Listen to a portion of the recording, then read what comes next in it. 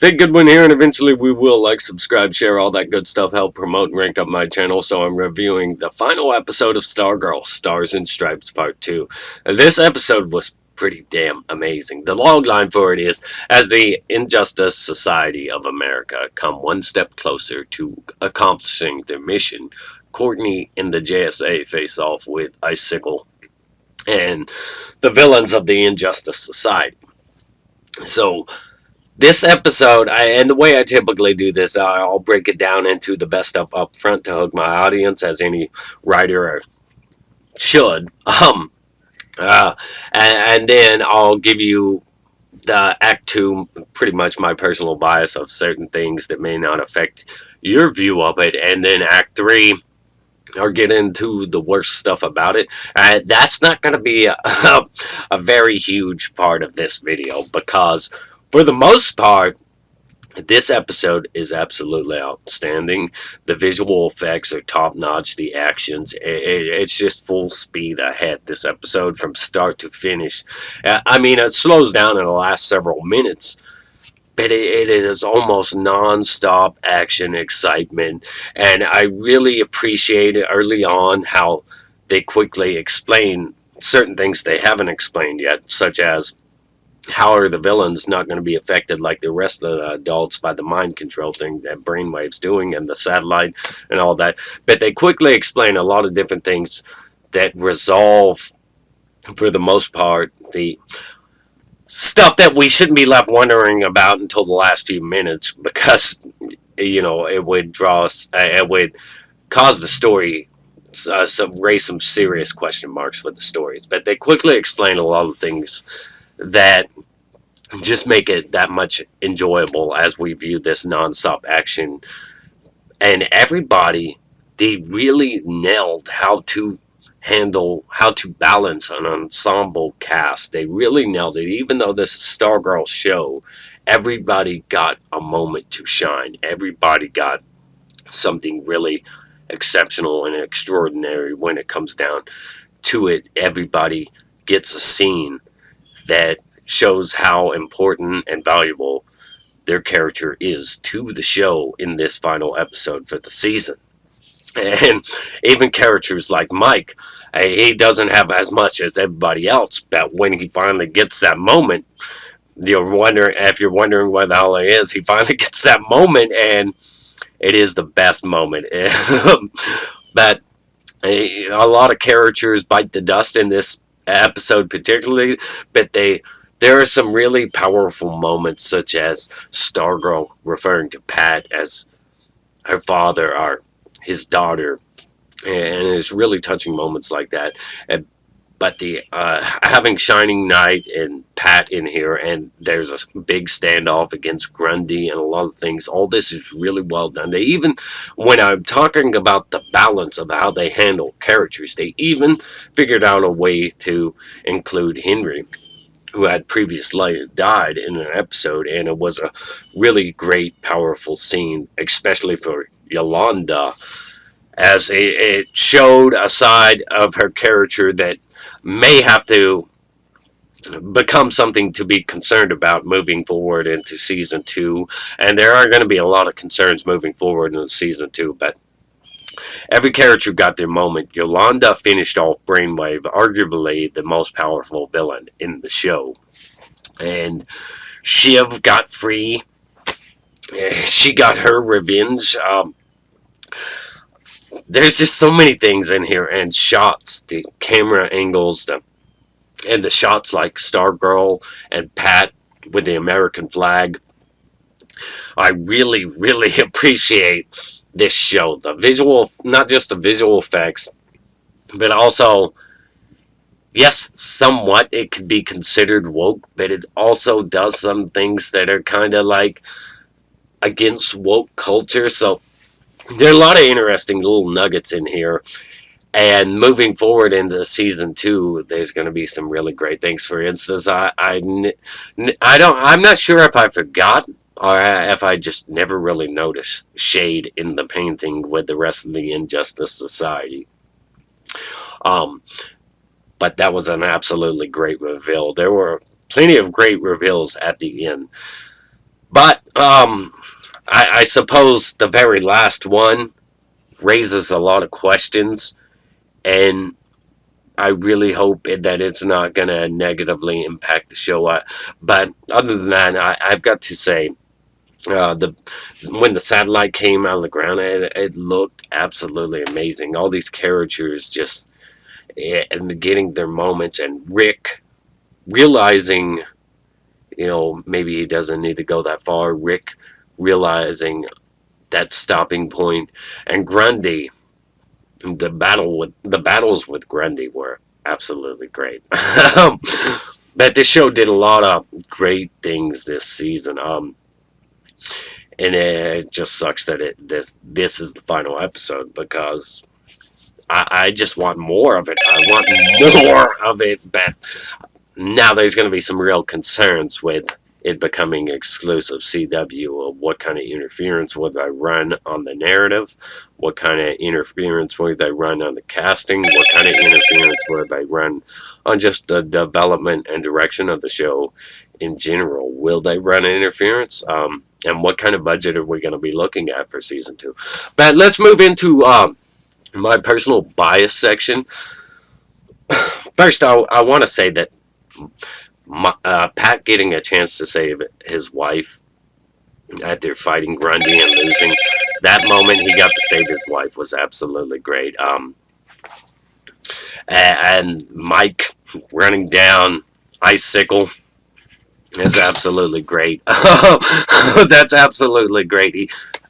I'm pretty sure he killed Icicle, and nobody's like, Mike, you killed somebody. But whatever. But the look on Stargirl's face when she figured when she discovered Yolanda killed Brainwave. Well, I'm not sure there was any other way to go about that, because Brainwave is just flat out evil, and that was well deserved because he's a sick man.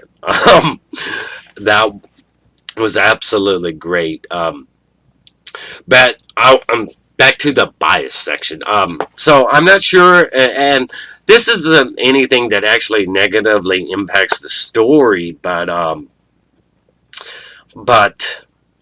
letting Grundy go and letting Grundy run off, and Grundy kind of like cowering for his life. I mean, I kind of have mixed feelings about that, but Grundy isn't 100% all bad, so I just personally have mixed feelings about him being allowed to wander off, and how far do those tunnels run? Is Grundy gonna have to go to the surface? Because he's gonna be noticed. But I just have mixed feelings on Grundy leaving. Of course, I didn't want him to die either, so I don't know about that one. And a couple of other things.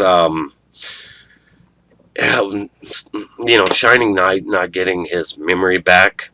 I'm kind of disappointed with that. I want Shining Knight to be at full capability. I want Shining Knight to be like he is in the books or whatever. And moving on beyond that, that's pretty much my only personal bias about all the stuff, including in this episode. I can't really think of any really other moment. Well, I do have mixed feelings about the big reveal at the end. Starman being back, I'm not sure that will negatively impact the show, but I am concerned about what it means, them bringing him back, what it means for season 2.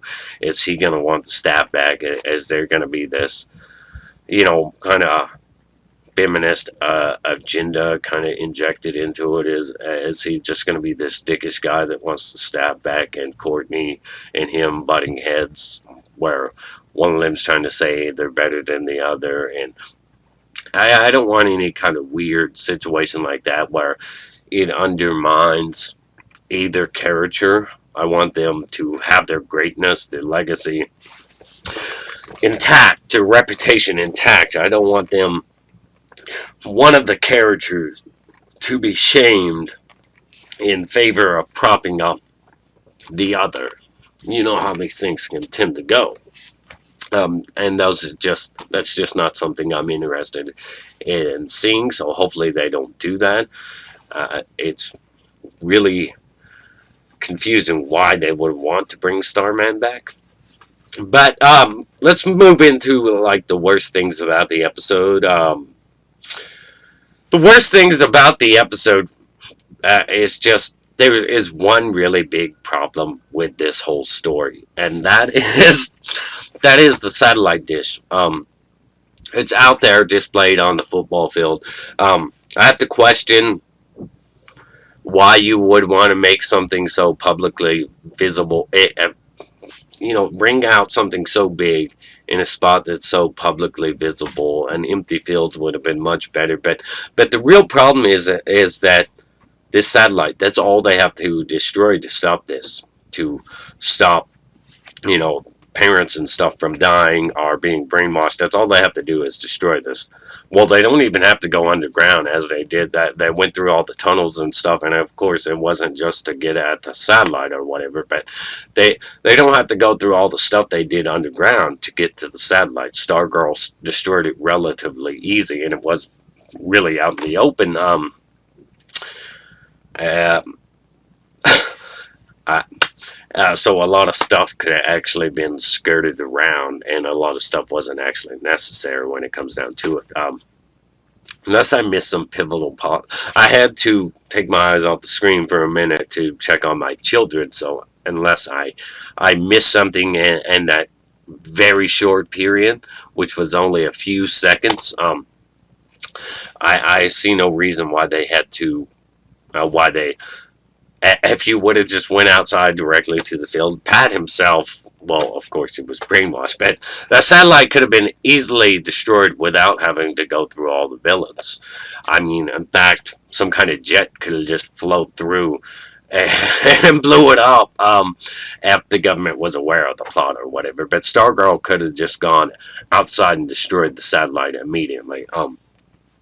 With that said, uh, other than that, it was a really great episode. I really liked the iconic shots and stuff. Stargirl and Pat with the flag. A lot of the action shots were really great. The visual effects were the best I can imagine getting from a TV show. And hopefully, season 2, when it moves to CW, it doesn't get a slashed budget or whatever.